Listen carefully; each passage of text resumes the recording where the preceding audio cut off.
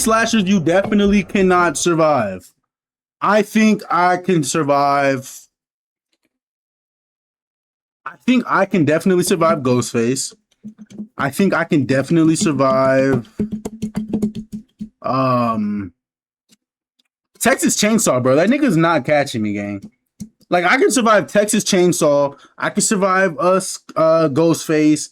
Jason, that nigga gotta see me, bro. Like, you know what I'm saying? Like, at the end of the day, Jason not getting me, bro. Jason's not getting me. You know what I'm saying? Like, if me and my friends was camping at Camp Crystal Lake, gang, he ain't gonna get to me, bro. Terrifier, yeah, that nigga got me. Only because I feel like if he was to get me, I feel like he would, like, if he traps me, you know what I'm saying? If there's no way I can run and he just has me, oh, I'm done. You know what I'm saying? He's about to give me the worst fucking shit of my life, you know? But if I can get away, I'll be all right. But let's get into this video.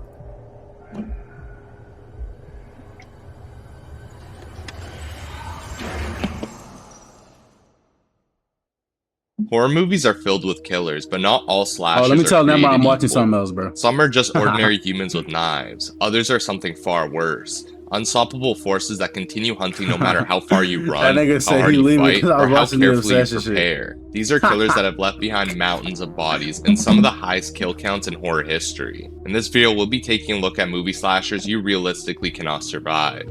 We'll break down their abilities, like, see, like this, bro. No, I'm surviving Jason, bro. You realistically, because look, as soon as Jason grabs me up like this, we'll break down. Nigga, I'ma bite you. Wait, hold on, wait, okay. No. I wouldn't bite him in this instinct. But if he got me like this, ooh, this looks kind of cool. Like, it looks like somebody's really grabbing me. All right, if I grab this nigga, like, look, I would grab him like this, and I would, you know what I'm saying, like. Nigga, I'm telling you, bro, like, he's not fucking with me. Their abilities, hunting methods, strengths, weaknesses, and most importantly, whether an average person would have any chance of making it out alive. From supernatural revenants and seemingly immortal murderers, to killers that can appear almost anywhere at any time. These are the Chucky, nigga. Bro, if Chucky was to ever think he can fuck with a nigga like me, I will kick this nigga all the way. How far would I want to kick him? I just know I would terrorize Chucky. Like, the demon that's inside of Chucky would no longer want to be inside of him anymore. I will do things to Chucky that y'all don't even think I would do. Okay? Bro, he's like 3 foot.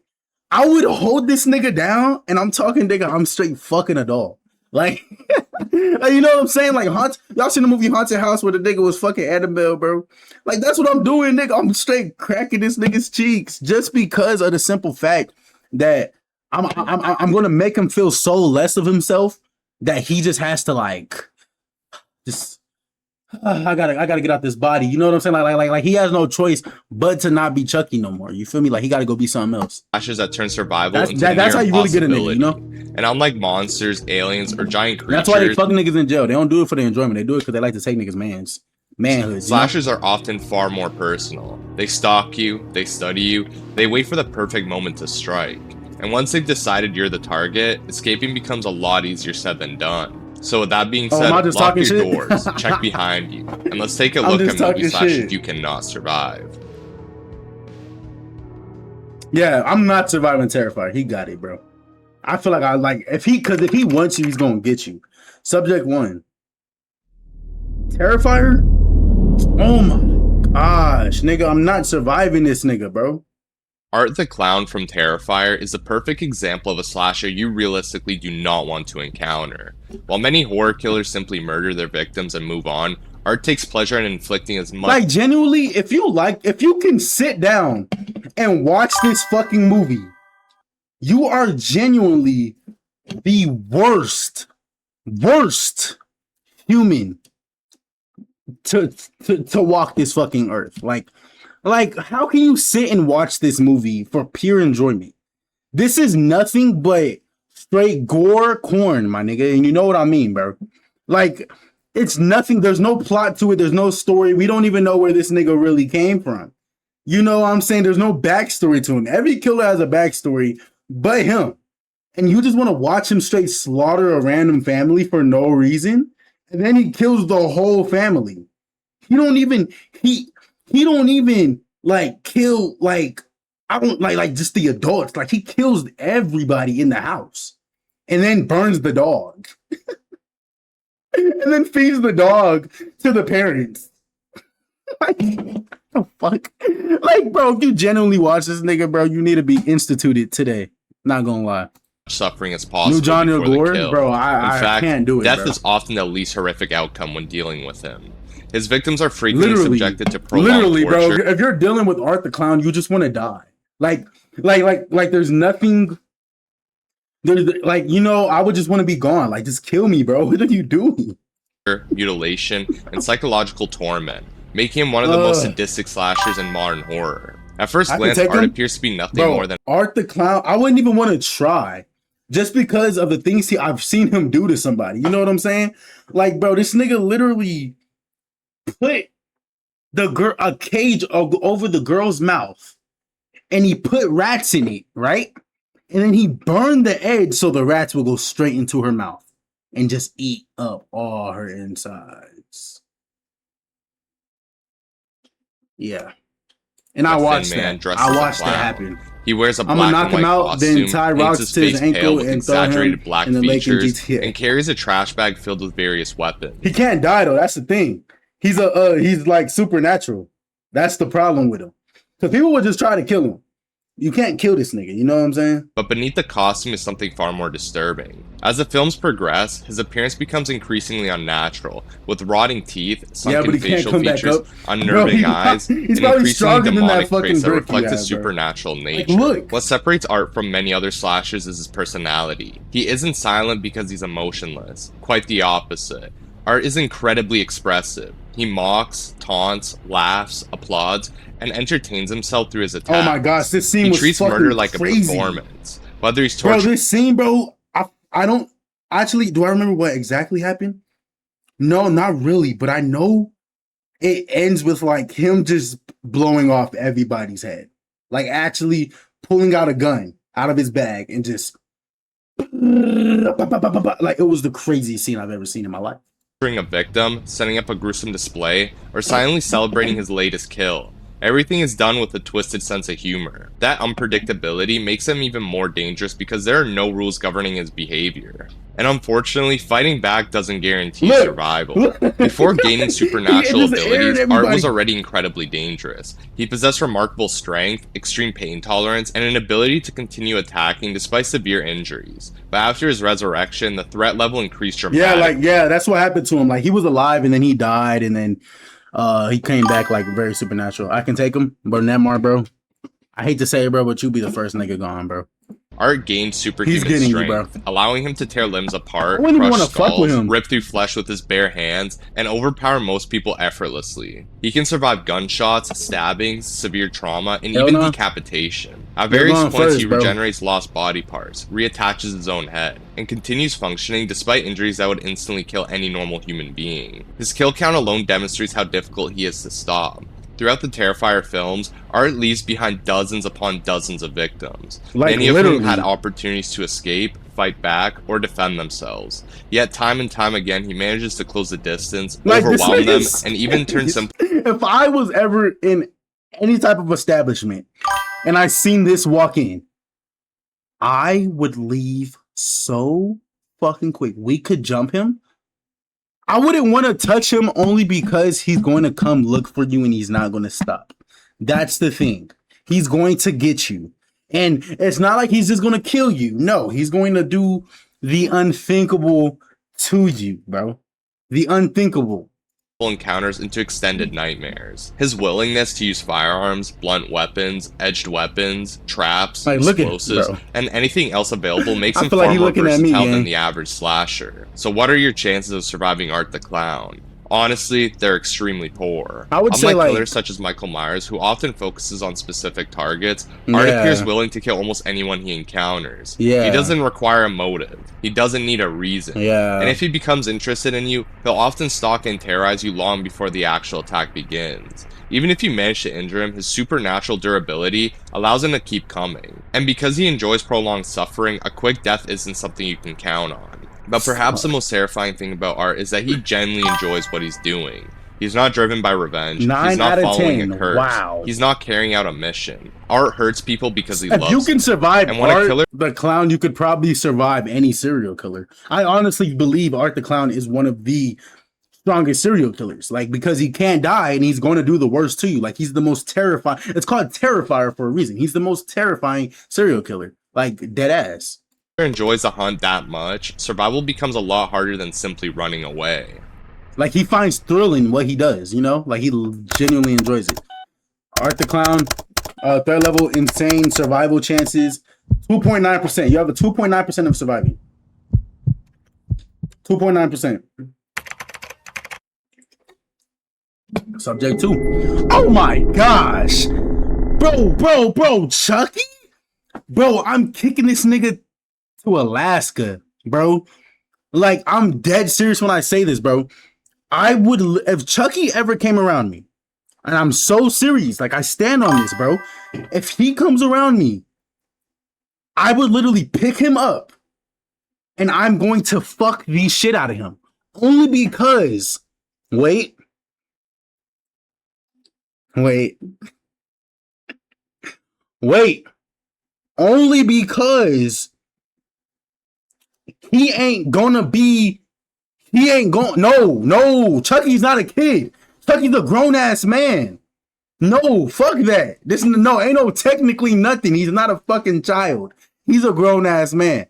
But I'm gonna do it so that way the ghost inside of the body just leaves. And like, he's like, I don't even want nothing to do with Chucky no more. Like, I'm gonna go try something else. Because like, bro, like I'd be mad as fuck if I was a ghost and I was inside of a doll and I just let a big ass black nigga straight terrorize me. And he ain't even, like, the nigga didn't kill me, he didn't kick me or nothing. He straight fucked me. Like, what? You know what I'm saying? Like, that shit's crazy. But no, Chucky's not a child, bro. Chucky's a grown ass man.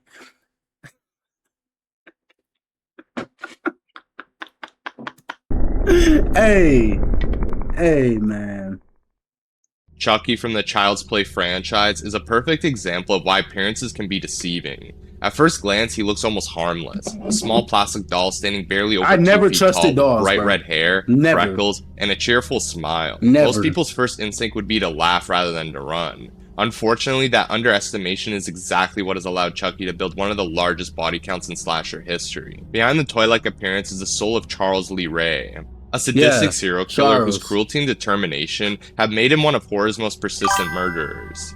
Unlike many slashers who rely primarily on brute force, Chucky survives because of his intelligence. I don't want to see none of that. He is manipulative, patient, and incredibly resourceful. Despite being trapped inside a doll's body, he possesses the strength of an adult human, allowing him to overpower victims far larger than himself. Over the years, he has used virtually anything as a weapon. Knives, firearms, chainsaws, explosives, electricity. But I just feel like, I don't know, I don't give a fuck how strong this nigga is. I still feel like he's not beating me. Like, you know what I'm saying? Like, at the end of the day, you're small. You can be as strong as you want, but you're tiny.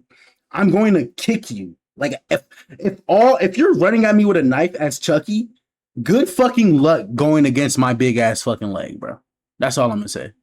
Traps, vehicles, and even other people. If there's an object nearby, Chucky can usually find a way to turn it into a murder weapon. What makes him especially dangerous is his personality. Chucky isn't simply a killer. He genuinely enjoys killing. Guns? He's arrogant, foul-mouthed, sadistic, and completely devoid of empathy. He takes pleasure in tormenting his victims psychologically before murdering them, and often goes out of his way to make deaths as cruel or humiliating as possible. Even worse, he holds grudges for decades, and will relentlessly pursue anyone who has wronged him, making escape a temporary solution at best. And then there's the biggest problem. Chucky simply refuses to stay dead. Throughout the franchise, he has been burned, blown apart, shredded, melted, decapitated, shot, dismembered, crushed, exorcised, and destroyed countless times. Yet somehow he always finds a way back.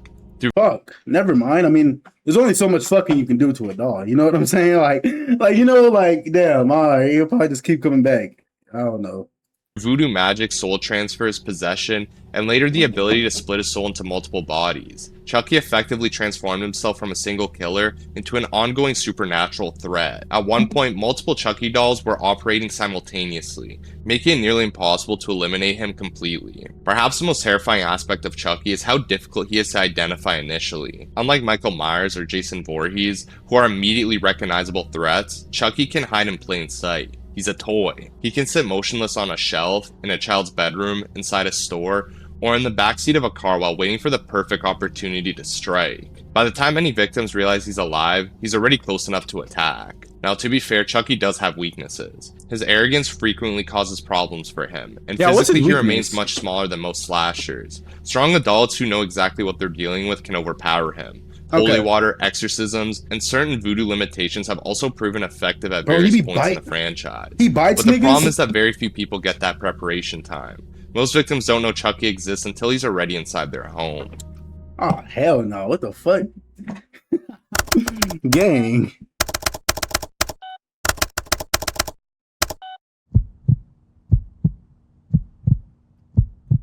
Alright, what's next? Wait, what did they say?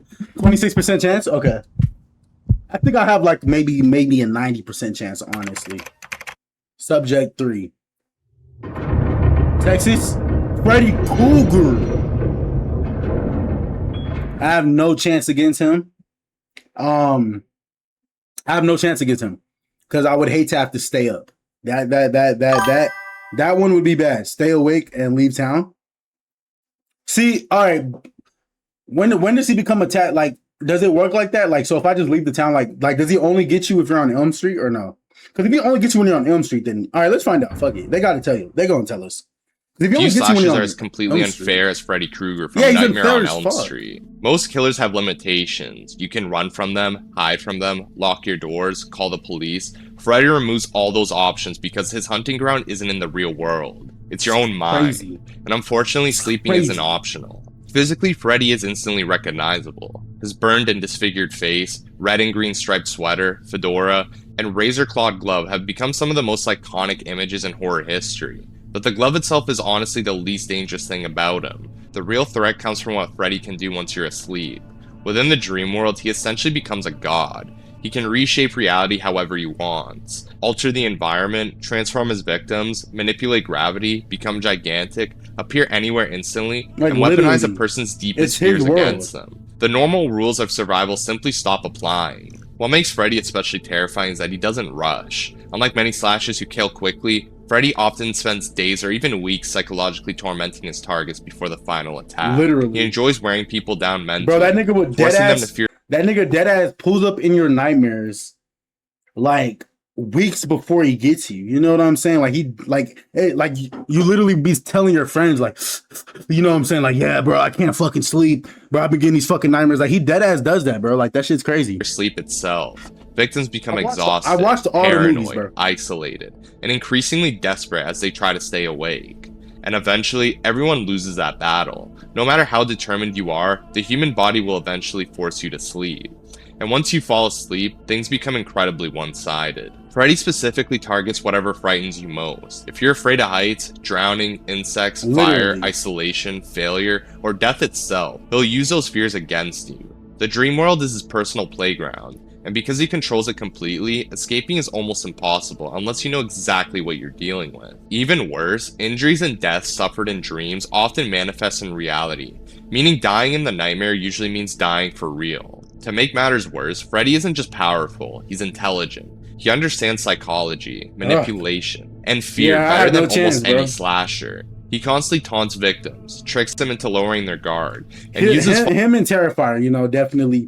I think I don't have a chance with him. At least Terrifier, I don't have a chance against him either. If he wants me, he wants me, you know. But yeah, I don't have chances with these niggas. False hope against them.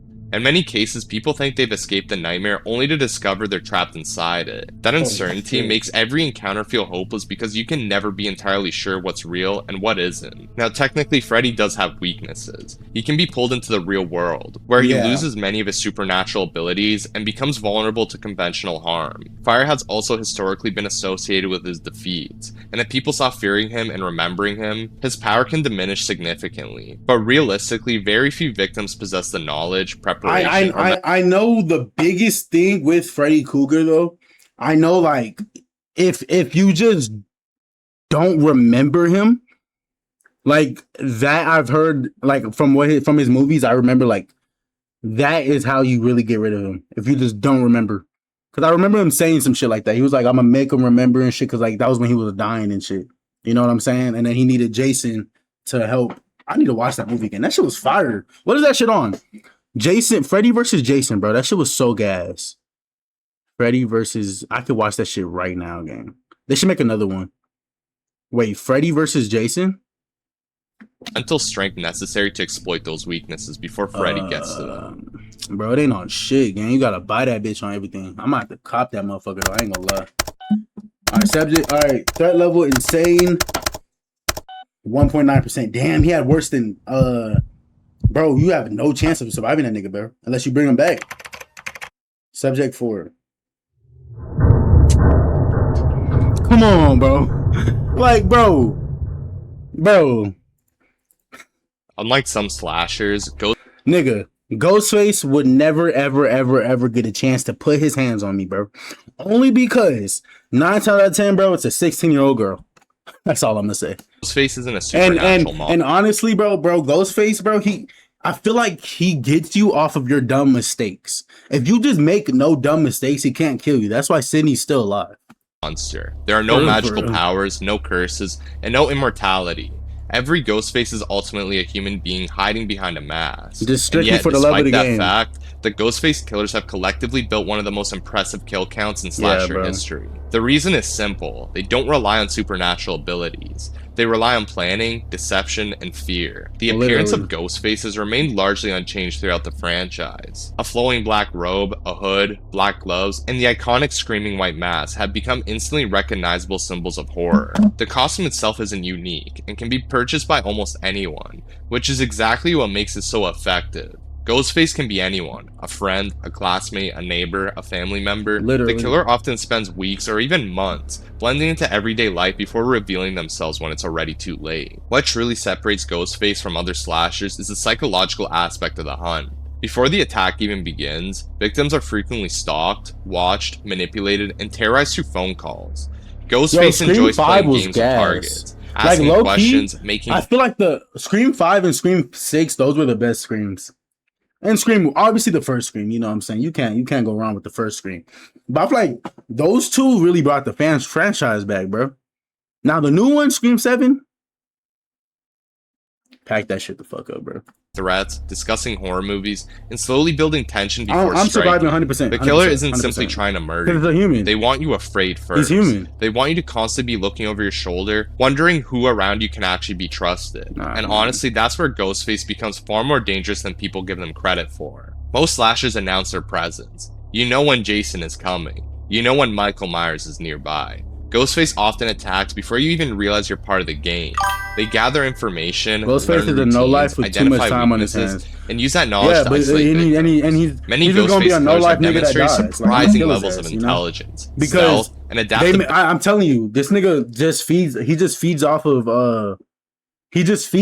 of your dumb mistakes, you know? Like that's why Sidney's still alive. Because if you make a dumb move, that's how he gets you. If I pop his ass one time in the chest, you best believe I'm standing over him and I'm putting 7 in his head without taking off his mask. You know what I'm saying? Or 7 somewhere. He's not going to outsmart me. Often anticipating where the targets will flee before they even make the decision themselves. Physically, Ghostface is still a serious threat. While each killer differs slightly, most possess above average strength, impressive pain tolerance, and considerable skill with knives. Throughout the series, Ghostface has overpowered police officers, athletes, security personnel, and physically larger opponents. They frequently survive gunshot wounds, stab wounds, blunt force trauma, and severe injuries long enough to continue pursuing victims. Some versions even wear body armor beneath the costume, making them far harder to stop than they initially appear. That being said, Ghostface does have weaknesses. Ghostface is ultimately human. Monday? They make mistakes, they trip, they get distracted, they can be injured, restrained, shot, and killed. In fact, many Ghostface killers ultimately lose because of their overconfidence, arrogance, or simply underestimating their victims. If you know who you're dealing with and have time to prepare, your odds are significantly higher than against most supernatural slashers.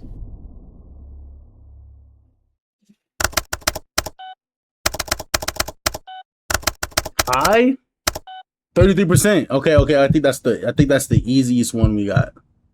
100%. Subject 5. Who's this? Jason. Now, as long as you don't go to his camp, you're good. I feel like I could survive Jason only because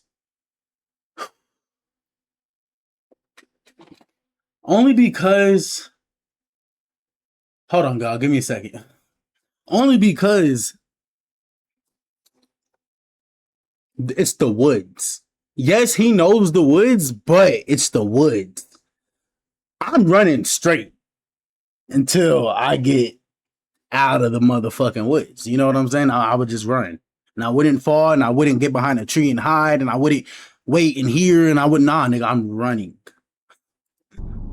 2009 Jason is arguably the best Jason movie ever created. That was him at his. That's the one where he runs. Like, he's running at you. That's the best Jason. That shit was scary as fuck. Watching a 6'11" man, 350 pounds, pure muscle, that can't die, run at you, has to be the scariest thing ever created. Jason Voorhees from Friday the 13th represents a point where slasher stops feeling like a human killer and starts feeling like a force of nature. While many horror villains rely on stealth, manipulation, or psychological gain, like, you see, this is the dumb shit I'm talking about. While many horror villains rely on. She just sat there and waited. Like, you see what I'm saying? Like, that's why I feel like I could survive most scary movies, because she just sat there and waited for him to get there. Like, you know what I'm saying? Like, I don't know. Is that just like, am I tripping? Like, as soon as I hear somebody just put their head through the fucking window, you know what I'm saying? I think I'm going to move out the way. She stood there. Stealth, manipulation, or psychological. Like, what the fuck? Holy shit, man. Games, Jason's approach is much simpler. He finds you, he follows you, and eventually, he catches you. The terrifying part is that no matter how much punishment he takes along the way, he just keeps coming. Most people recognize Jason by his iconic hockey mask and machete, but his appearance has changed dramatically throughout the franchise. In life, Jason was a severely deformed boy who drowned at Camp Crystal Lake. After returning from the dead, I remember, like, I've seen this one. The dudes were like raping this girl, bro. And he came to save the day.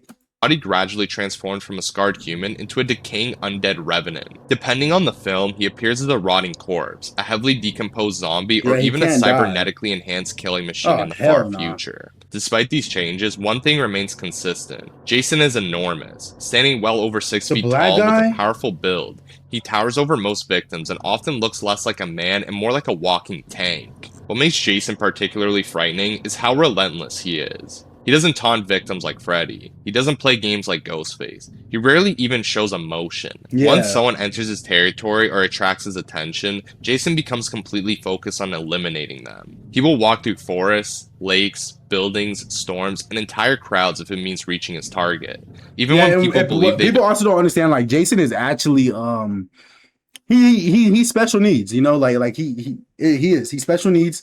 And in the 2009 Jason movie, bro, this nigga literally, dead ass, bro. This nigga captured a girl because he thought it was his mom.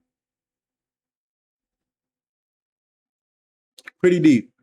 Escaped, Jason somehow manages to reappear ahead of them, leading many fans to joke that he can teleport. Whether that's supernatural movement or simply creative filmmaking, the result is the same. Distance rarely keeps you safe.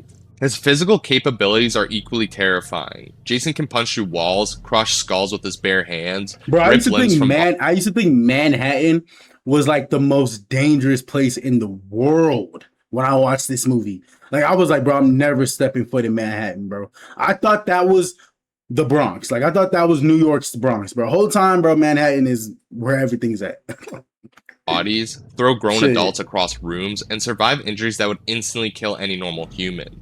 Bullets, knives, axes, fire, electrocution, explosions, or even being submerged for years have all failed to stop him permanently. Once Jason became undead, his durability reached a level where conventional weapons became little more than temporary inconveniences. And unlike many slashers who have a preferred method of killing, Jason is remarkably adaptive. The machete may be his signature weapon, but throughout the franchise, he has killed people with practically anything he can get his hands on. Tools, weapons, furniture, environmental hazards, machinery, even sleeping bags. If an object exists nearby, Jason can probably find a way to turn it into a murder weapon. Like, that would freak me the fuck out. Like, that would, like, bro, oh my gosh, I couldn't even imagine, bro. Makes planning against him incredibly difficult because there's no single attack pattern to anticipate. That being said, Jason isn't completely without weaknesses. Bro, the earlier Jasons were low-key fire, though.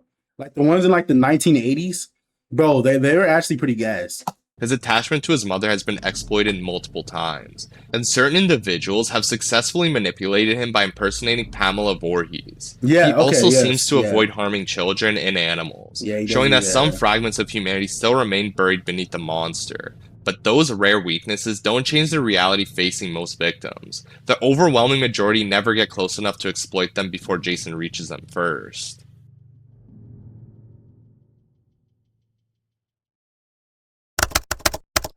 Subject, Jason Voorhees threat level, insane survival chances, 2.2%. 2.2%. Subject 6.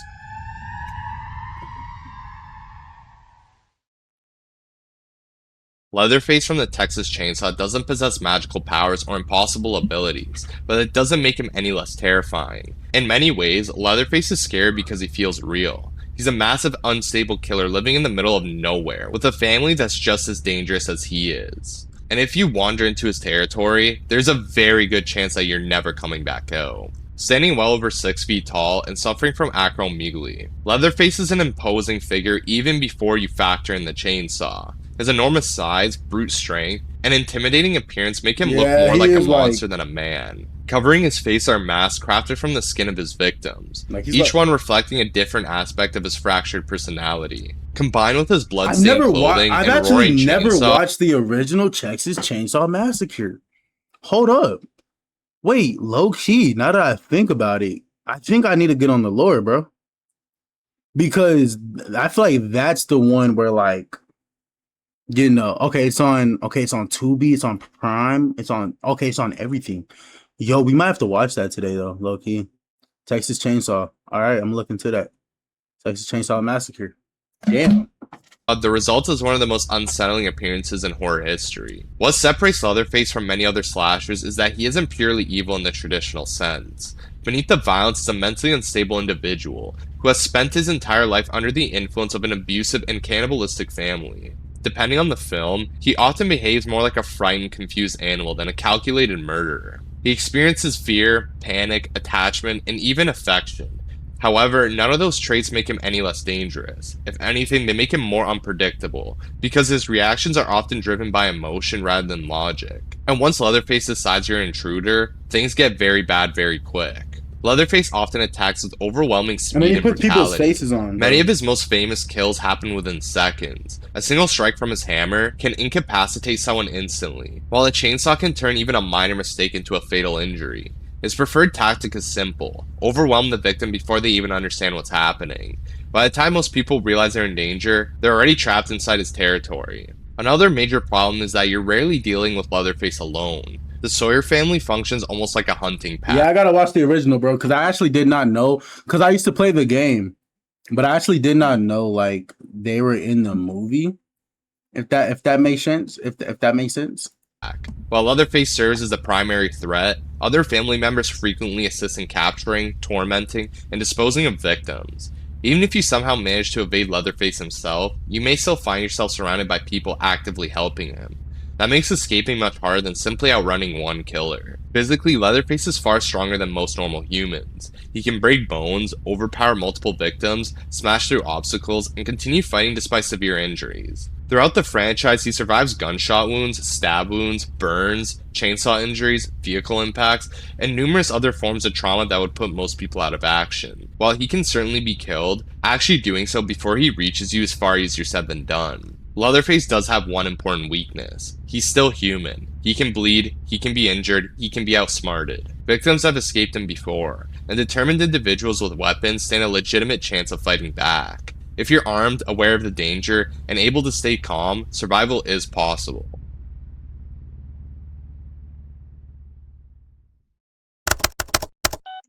I don't know if I could. 22%. Well, it's because they're humans, you know, but I wouldn't even go, like, I don't know. That's why you gotta watch where you getting Airbnbs and shit, bro. There might be somebody living, oh shit.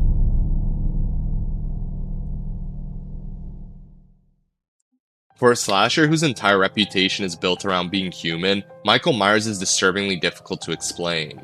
On paper, he's just a man wearing overalls and a white mask. Yet throughout the Halloween franchise, he repeatedly survives injuries, performs feats of strength that should be impossible, and appears almost supernatural in the way he starts. The only people that should ever die by Michael Myers is the person he's looking for and police. That's it. That is it. Me? Oh, baby. I'm running straight. That nigga will never find me, bro. Stalks his victims. That's why many characters don't refer to him as a man at all. They call him the Shape, something that looks human, but isn't quite human anymore. Michael's story begins on Halloween night in 1963, when at only 6 years old, he brutally murdered his older sister Judith without any apparent motive. Afterward, he simply stood outside holding the knife, showing no emotion, no remorse, and offering no explanation. He would spend the next 15 years confined to a mental institution where Dr. Samuel Loomis attempted to understand him. What Loomis eventually concluded was there was nothing behind Michael's eyes except pure evil. Physically, Michael isn't as impressive as Jason Voorhees or as grotesque as Leatherface. He typically appears as a tall man, wearing mechanic overalls, black boots, and his iconic white mask. Yet that simplicity is exactly what makes him so unsettling. There are no scars on display, no dramatic costume, no monstrous features, just a blank expressionless face staring back at you. The mask strips away any humanity he may have had and turns him into something that feels more like a living embodiment of death than a person. Most killers attack when they see an opportunity. Yeah, he wouldn't get to me, bro. Michael studies people. He watches from a distance. He follows routines. He learns habits. And when he finally strikes, it's often hours or even days of stalking. Victims frequently catch brief glimpses of him standing in the distance, only for him to disappear moments later. This constant surveillance creates an overwhelming sense of paranoia. And he kills kids. Paranoia. He does. Because once Michael becomes interested in you, there's a very real chance he's already watching long before you realize it.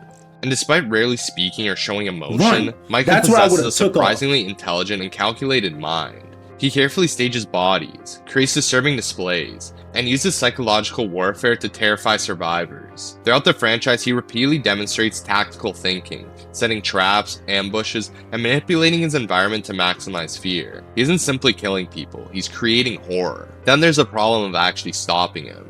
Michael possesses immense strength, allowing him to lift grown adults off the ground, breaking through walls, crush bones, and overpower multiple opponents with ease. His durability is equally absurd. He's arguably one of the greatest scenes in horror history. I'm not gonna lie. This nigga went crazy this scene, bro. That would have been the moment I ran. He survived gunshots, stabbings, burns, falls, explosions, vehicle impacts, and countless other injuries that would instantly kill a normal person. In several timelines, he even demonstrates regenerative abilities, recovering from injuries that should permanently disable him. While different versions of Michael vary in power, almost all share the same terrifying trait. They simply refuse to stay down. Unlike Freddy Krueger, Michael doesn't need dreams. Unlike Ghostface, he doesn't need a disguise. Unlike Leatherface, he doesn't need his family. He only needs time. And eventually everyone runs out of time. So could you survive Michael Myers? Yes. If you're lucky enough to escape his attention entirely, yes. Maybe. If he chooses you as a target, however, your chances begin dropping rapidly. Michael has spent decades proving that locked doors, firearms, police intervention, and even determined survivors are often little more than temporary obstacles. The only thing more frightening than seeing I never understood how he survived this house fire. That was probably one of the most, like, I guess, non-human thing that he's done. Michael Myers, standing at the end of the street, is looking away for a second and realizing he's gone. What does he have? Extreme. 7.9%. Damn. Oh, this is the outro. So after looking at some of all right, bro. Hey, man, make sure y'all like, comment, subscribe, man. I already know what it is, man. I'm a bitch, man. I'll catch you later.